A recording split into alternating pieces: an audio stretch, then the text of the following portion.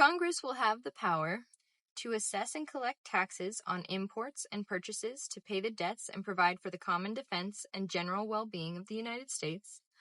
All such taxes must be uniform throughout the United States. To borrow money on the credit of the United States. To regulate trade within foreign nations and among the separate states and with Indian tribes. To establish standard rules for becoming a naturalized citizen and establish standard laws about bankruptcy throughout the United States. To coin money, decide the value of it, to decide the value of foreign money, and to set the standard of weights and measures. To decide the punishment for counterfeiting money and other valuables in the United States. To establish post offices and postal roads. To promote the progress of science and useful arts by making sure that authors and inventors have ownership of their writings and discoveries for a certain period of time. To create courts underneath the Supreme Court. To define and punish piracy, felonies committed on the high seas, and international crimes. Piracy. To declare war, grant letters of retaliation, and make rules concerning captures on land and water. To raise and support armies, but Congress may not raise money for this purpose for more than 2 years at a time. To provide and maintain a navy.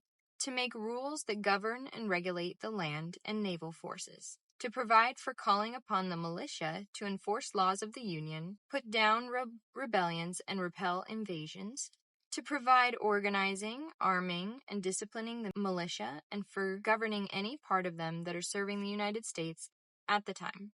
The states will still appoint the officers and have the authority to train the militia according to the standards prescribed by Congress.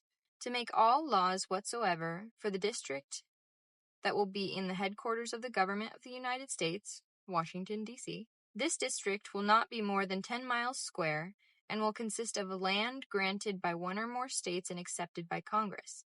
Congress will have the same authority over forts, storage places for weapons and ammunition, dockyards, and other necessary buildings.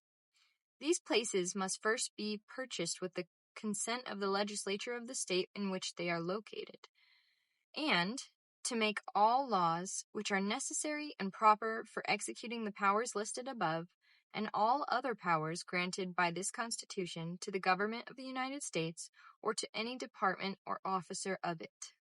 Next up are sections 9 and 10. Follow to read the rest of it together.